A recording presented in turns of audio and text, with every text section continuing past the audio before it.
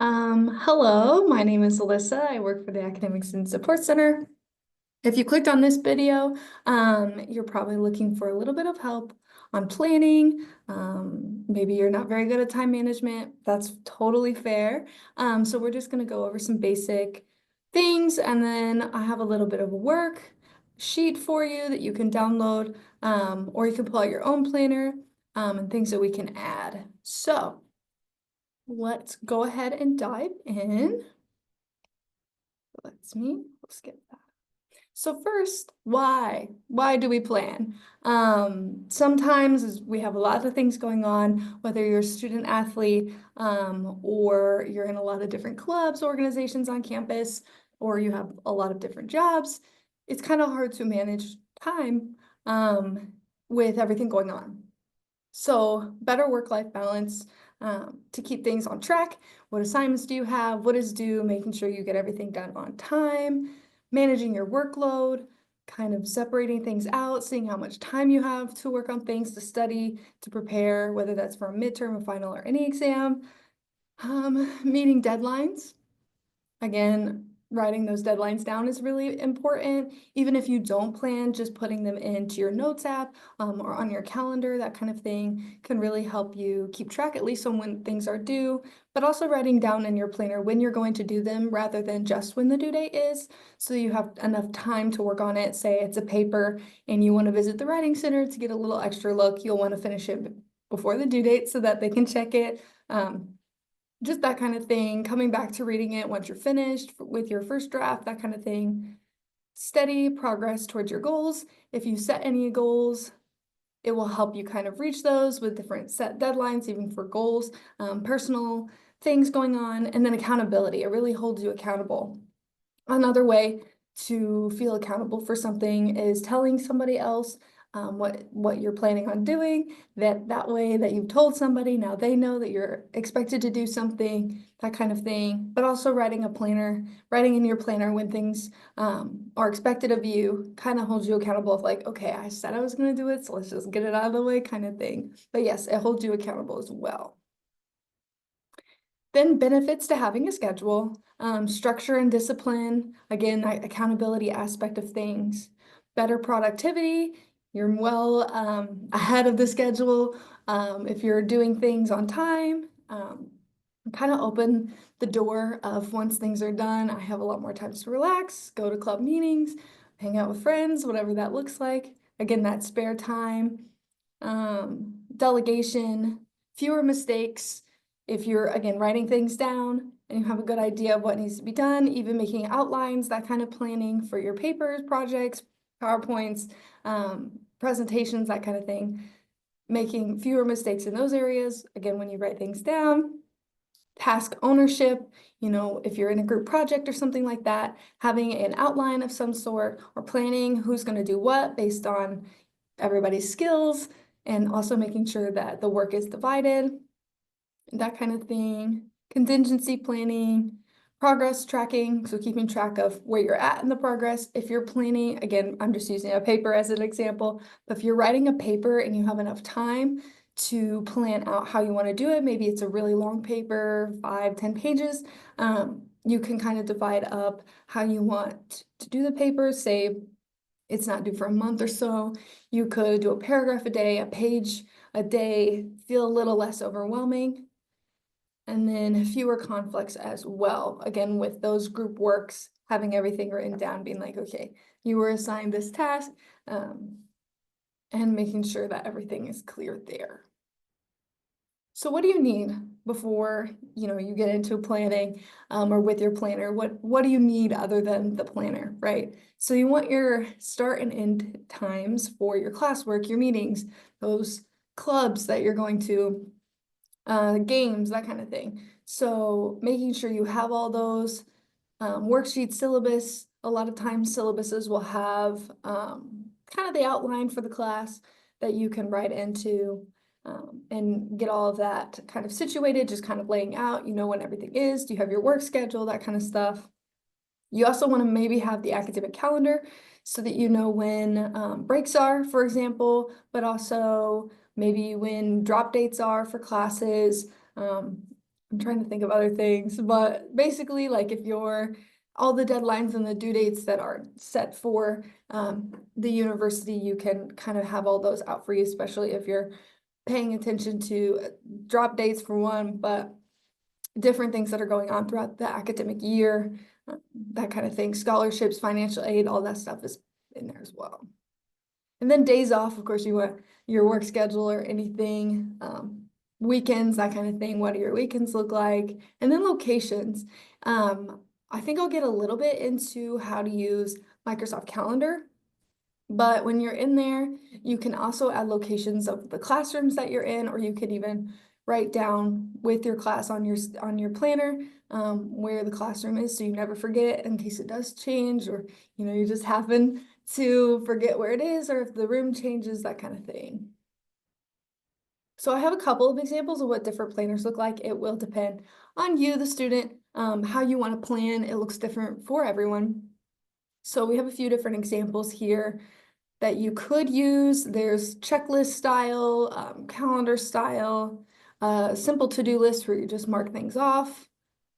Then there's one like this. This is one that I personally use, and I kind of just write in when my assignments are, when they're due, when I'm going to do them throughout the week, what class, that kind of thing. And then somebody here used an Excel sheet. If you're techie like that and you want to use Excel, you definitely can mark things off. They've got different months marked here, and then they have the class at the top, due dates on the side, and then the actual assignment. So this also could be very useful. We're doing this even on a planner, a piece of paper, or something like that throughout the semester. So if you can, there is a worksheet in the description below that can help you, but this is essentially an hourly planner where we're just gonna take a moment to kind of go through and add the little things that I kind of talked about. If you have your own planner, you can do this with that. You can maybe even make a sketch of one on a piece of paper somewhere that you can keep, kind of how your hour, marking it with the hours on the side, and then the days across. But we'll go ahead and do that. So first, with your hourly planner, you'll want to record all your class times. Of course, you want the important things of going to class. So make sure you have your class schedule, mark down, what time they are. You can also maybe, if you have space, adding the room that they're in, especially at the beginning of the semester when we're trying to figure out where all our classes are located. But putting those in to the hourly planner, just kind of marking, okay, I have a 9 a.m. to 10 or to 11 or whatever, just kind of shading that in or putting the class, writing it in there so you know which one you got, and do that for all of your classes. Make sure, because later we'll kind of go back and look at those gaps that you have. So if you do have like that 10 minutes between class, make sure that's prominent in case you do want to kind of review in those time periods. If you have time, maybe on the walk to class, do a little quick review, but we'll get there. And you can also pause the video to write anything down as we go. So second, you'll want to record all your personal activities, meetings, employment, athletics, that kind of thing. So are you in a club? Are you in any organizations on campus? Do you volunteer somewhere? Are you in athletics? Do you have a lot of games? That kind of stuff. If you've got, even off-campus kind of things going on. Employment, what are your work hours? When are you typically working? Especially because the planner that I have provided, it's just a week. So if you do know what your next week looks like, you can go ahead and put those in, that kind of thing. So again, marking those the same way you would mark your classes, just making a block for that amount of hours on there. And of course, putting in what it is, say it's psych club or it's volleyball practice or whatever that kind of looks like for you. So then you'll have to record meal times, and when you plan to sleep, it's very important to stay healthy. So making sure that you're I tell students at least 2 meals a day, preferably 3, but I know that it can get very hectic and things with your schedule. So make sure you have a good breakfast, lunch, and dinner, or have times for each of those. But also waking up early enough, but also going to bed early enough so you're getting enough sleep. I would say good range of hours that you want in your sleep would probably be somewhere between 6 and 8. It kind of differs between student, but that's just the I would say average time to have. So making sure that you're getting enough sleep at night, but also waking up to get ready for your morning. Maybe at different times you can add, if you're exercising in the morning, doing yoga, waking your body up, making time for breakfast, that kind of thing. Any kind of making sure you have room for those there. Then you have scheduling a preview. So again, before each class, if you can, I know this is not always possible, especially when you have classes back to back, but doing a little bit of a preview time before your class. So reviewing notes, review any of the readings that you might have done earlier in the week for the class. Again, reviewing your notes, previous exam quizzes that you want to go over for whatever you're going to cover in class. You can even check the syllabus, kind of get an idea of what you're going to be doing in class if it does state it, that kind of thing. 30 minutes, depends on the class, but just a little preview. Okay, this is what I need to prepare for class. And then you want to schedule a review time immediately after your class. So the same thing, maybe 5, 10 minute, 30 minutes, however long the class is, having a scheduled review for what you just went over in class. Look at your notes, kind of scan through what did you get out of the class, kind of reflect, okay, this is what I learned, this is what I don't understand. These are questions I could ask maybe in the future to better understand, or here's what I have, this is what they talked about, what's due next, that kind of thing. Just kind of give yourself a little review for how the class went, what did you learn, that kind of thing. Again, if you have classes back to back, it can be a little hard to do this, but maybe on your walk between classes, you can just kind of go over in your head, okay, this is what we went over in anthropology today. This is what we went over in English. This is what we learned, this, whatever. This is what's due, that kind of thing. What did I understand? What I don't understand? And then even maybe jotting down questions if you have any for the professor in the future to email, that kind of thing. So you do clarify what you do and do not know. And also just restating it to yourself helps with retention. So again, reviewing, previewing as much as possible there. Then you want to schedule those study times. So any gaps that you have in your planner, you can just jot down when you might choose to study. If you have a lot of homework or whatever that looks like, you can also write in when you're going to do specific assignments. Make sure you kind of gauge how much time you'll need. Maybe discussion posts would need a little less time than writing a paper, but writing those in there. Don't leave out weekends, of course. Maybe have a day or a couple of hours that we'll get to relax, but writing and scheduling for your study times, especially if it's getting close to midterms or finals or an exam at any point in this semester, you'll want to do that. And then 7th, we have schedule a weekly review for each course. You'll kind of just want to make time, that preview and that review that you just had 5-10 minutes before and after. You kind of want to have maybe a little bit of longer time where you're writing things out for those reviews, going over your notes, maybe rewriting your notes. If you're one to type your notes, I would suggest writing them. Again, writing notes can really help with retention. But if you're one to write, maybe try typing them, try and test out different things to help you remember. Constantly reviewing, constantly rewriting notes is a great way to remember things, but also going through previous exams, quizzes, notes, the textbook, that kind of thing. Those questions that you had, you could always email in this time as well if you have any, or you can come before or after class and kind of ask the questions you might have that you don't understand about the class. And then, of course, everybody's favorite, you'll want to record special activities that you want to do on a regular basis. This is your leisure time. This is your relaxed time. So finding the time to I don't know, watch your favorite TV show, to just chill. I'm a reader. So this is my reading time, and I'm not talking textbooks. Like I'm gonna sit down with a good book and just read. So doing that, I mean, if you're a binge watcher, maybe that's your time to watch your favorite TV show. Just relax, maybe a nap, I don't know. But yeah, this is your relaxation time, or even hang out with friends.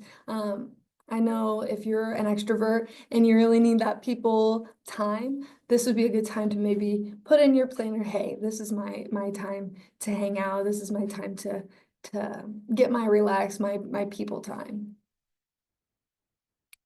So now that you have done all these 8 steps and added any of these to your planner, what does it look like? Once you finish writing, just kind of take a second to look at it. Does it feel overwhelming? Are you shocked about what you have? Um, does it feel like you have more time than you thought you had? Um, do you not have as much time? Where can you make more time? Reduce things, add things, that kind of thing.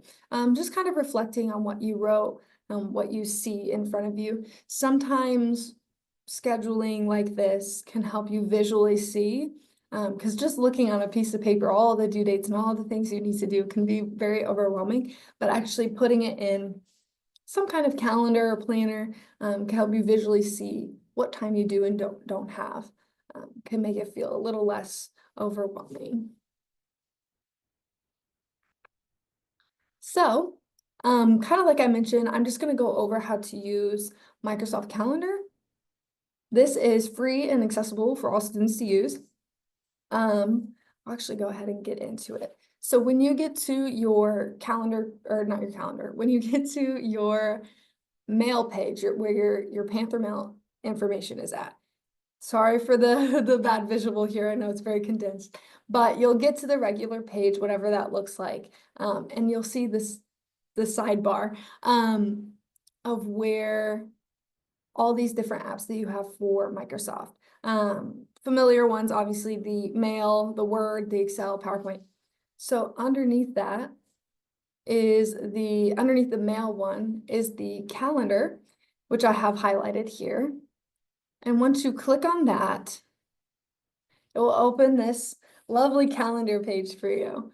You can set it up however you want. This one's set to monthly, so you see more of a month planner. If you click on week, that one will show you more of by week, etc., that kind of thing. You can share your calendars. You can see kind of here on the bottom. Right now we're on Jamie's. So, but you can share your calendar with maybe a supervisor, a friend, whatever. But to add to your calendar, those classes that you want to add, any study times you want to add, literally anything we just talked about, if you wanted to add any of that, you can add it to your calendar. And then once you click, let me go back. Once you click new event there that I have highlighted, it'll take you to this page. And you can do a lot of things with this page, but of course you want to add a title. So it's the class title that you have. It is the athletic events that you have to go to, practices, that thing. You can put work in there, your study times in there, whatever title, whatever it is. And then you can add different dates. So whatever day that this class is, that kind of thing, and then adding times as well. You could also make all day things. So for example, if you're going to a concert on the weekend, you could put concert or whoever's concert, and then you could put whatever day it is, and you just want to make that an all day event because you'll be out of town or whatever. You can also do that. You can categorize things. So when you click on categorize, you can color it whatever color you want, if you want it to be blue, green, whatever, that kind of thing. There's also this 15-minute before. This is when you'll get a 15-minute little reminder on your phone, kind of like through your email, that will tell you, hey, you have 15 minutes until this is going on. So it kind of gives you a little bit of heads up and to prepare, especially for class. If you're running a little bit behind on your routine or whatever that looks like, just a reminder, hey, you've got class in 15 minutes. You can also change that time when you click on it. So you can add 5 minutes, 30 minutes before. So you can adjust that as such. You can also have it repeat as well. When you click on that, it takes you to this page. And from there, you'll have your start date. Again, whatever day it first lands on. For this one, it's set to Thursday. So say you have a class on Thursday that repeats every week. You can make sure that you press repeat 1 week, and then you can also add a when it removes. So the class ends at the end of the semester, whether that's spring, fall, summer, you can put the end date for that semester, and it will be taken off your calendar once that day has passed. You could also make it bi-weekly by putting 2 weeks or every 3 weeks, so you can adjust as such. You can make it a monthly thing, that kind of thing as well. And then you'll press save there. Sure. And it'll take you back to this. And then you'll press save once you have everything set. And then it will pop up in that calendar for you, and you'll get all that review and stuff. And you can do this with all your classes if you would like. You can do this with study planning, work, athletics, anything along those lines. So, what are our takeaways? Developing the habit of following a schedule takes practice. If you are not a scheduler, this will be very new and very, I don't want to say difficult, but it might be a little bit of a tricky task to get used to if you've never planned before. But keeping up with the habit, keep trying, never give up, that kind of thing. Keep practicing, trying to follow the plan that you've set out for yourself, especially with calendar or any online format. Plans change a lot. And so with online formats, it's very easy to constantly be changing what your schedule is looking like. But again, that all depends on your schedule. But yes, it will be difficult if you've never done it before, but just keep putting it in, trying to follow it as much as possible, and hopefully it will stick. Then expect expectations, but return to your scheduled pattern. Again, things will change, but kind of trying to constantly just go back and finding a pattern in things. Allow yourself time for physical and mental fitness days. Can help you overcome a tough work or class schedule. Just debriefing, finding ways to breathe, taking a time out of your day to just relax, to breathe, go on a walk. Anything that you find relaxing, just to take a second. Sometimes things are very back to back to back, and it feels very overwhelming, and we can burn ourselves out constantly going over and over and over again. So finding time to just take a second, to breathe, to just let your thoughts kind of reset, before getting back into things. Label open times for academic or personal needs. Making sure that, again, things are going to change, so you want to leave things open to an extent, just in case something pops up. And then also scheduling time on the weekends to relax. I know sometimes we can't really risk not working on the weekends, but maybe a couple of hours on the weekend, or if you can, schedule a whole day to just not do anything, hang out with friends and such, but academic wise, you just need a break. You've been going at it all week. If you can afford to take a second, definitely kind of schedule those times as well. They're just as important. So that kind of sums up planning like a Panther.